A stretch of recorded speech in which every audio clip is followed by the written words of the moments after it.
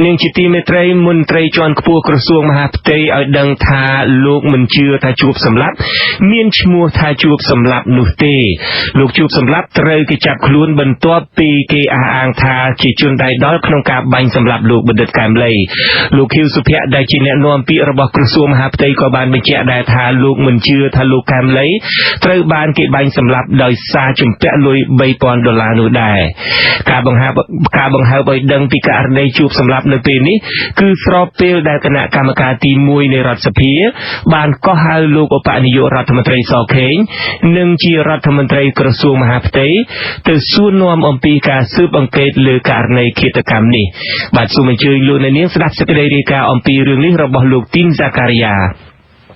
មន្ត្រីនាំពាក្យក្រសួងមហាផ្ទៃលោកខៀវសុភ័ក្រអំពាវនាវឲ្យអ្នកពាក់ព័ន្ធជួយផ្ដល់ព័ត៌មានទៅក្រសួងមហាផ្ទៃជំវិញករណីឃាតករបាញ់សម្លាប់លោកបណ្ឌិតកែមលីកាលពីថ្ងៃទី10កក្កដាលោកខៀវសុភ័ក្រមិនជឿលើចម្លើយសារភាពរបស់ជួបសម្លាប់នោះទេលោកខៀវសុភ័ក្រឲ្យដឹងនៅថ្ងៃទី21ធ្នូថាក្រោយពីការសួរចម្លើយនឹងការសារភាពរបស់ជនសង្ស័យជួបសម្លាប់មិនមែនជាហេតុផលលោកកែមលីជំពាក់លុយ$3,000នោះទេហើយយើងក៏បានសន្និដ្ឋានថាម៉េចសន្និដ្ឋានថាជនល្មើសនេះគឺមានចេតនាឆ្លើយបំភាន់សមត្ថកិច្ចមិននិយាយប្រកាសយើងមិនជឿថាជនល្មើសនេះជួបសម្លាប់មិនជឿថាជននេះតែតែមិនជេរលុយ$3,000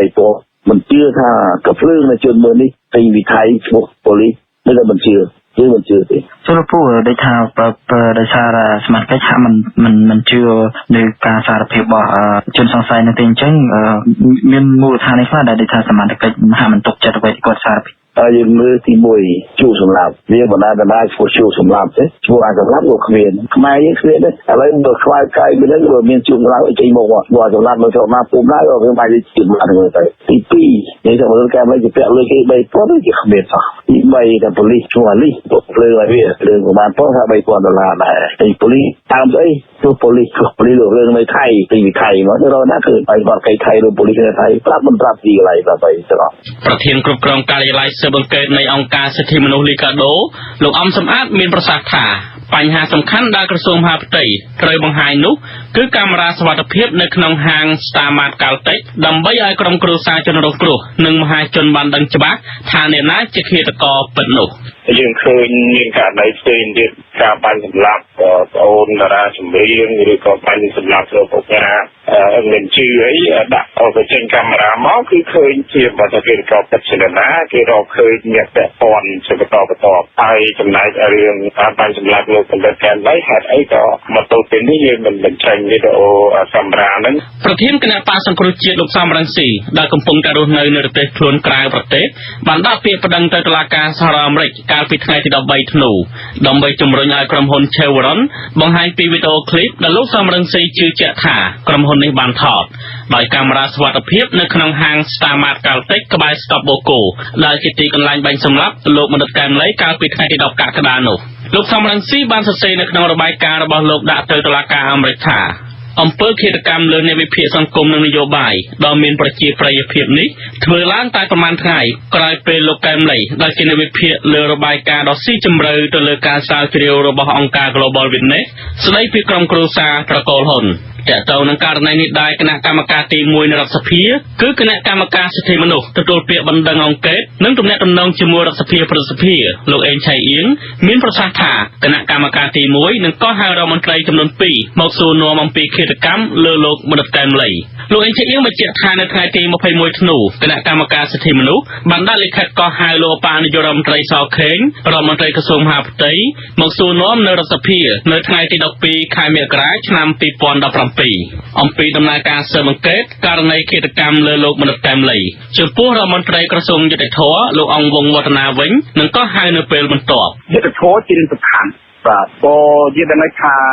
ប្រជាប្រដ្ឋខ្មែរគ្រប់រូបត្រូវតែបាន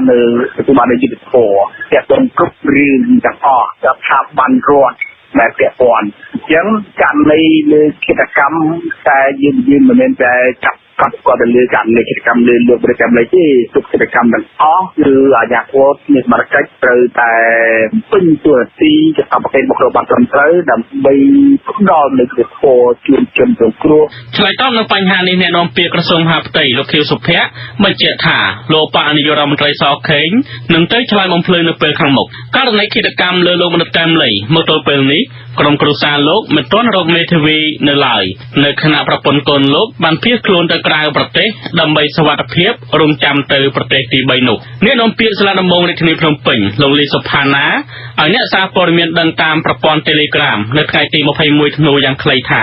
សំណុំរឿងឃាតកម្មលើលោកមនិតកែមលីនេះចៅក្រមស៊ើបសួរកំពុងតែបន្តចំណាត់ការស៊ើបសួរនៅឡើយទោះបីជាយ៉ាងនេះក្តីក្រុមអ្នកការពារសិទ្ធិមនុស្សនៅតែព្រួយបារម្ភពីអំពើនេតនភាពឬភាពគ្មានទោសពៃនៅតែកើតមាននៅក្នុងសង្គមកម្ពុជាព្រោះថាបើគិតចាប់តាំងពីឆ្នាំ1993មកយ៉ាងហោចណាស់មានមនុស្សជាង100នាក់ត្រូវបានគេធ្វើឃាតដោយសារតែការបំពេញមុខងាររបស់ខ្លួនការបញ្ចេញមតិរិះគន់រដ្ឋាភិបាលឬបរិហាការធ្វើចំនួនខុសច្បាប់របស់អ្នកមានអំណាចជនរងគ្រោះទាំងនោះរួមមានអ្នកសារព័ត៌មានសកម្មជនគណបកនយោបាយសកម្មជនបរិស្ថានសកម្មជនដីធ្លីសហជីពកម្មកររោងចក្រនិងករណីចុងក្រោយគឺឃាតកម្មលើនៃវិភាគបញ្ហាសង្គមនិងនយោបាយដ៏ល្បីឈ្មោះគឺលោកបណ្ឌិតកែមលីជាដើមខ្ញុំទីនសាការីយ៉ាអាស៊ីសេរីពីរាជធានីភ្នំពេញ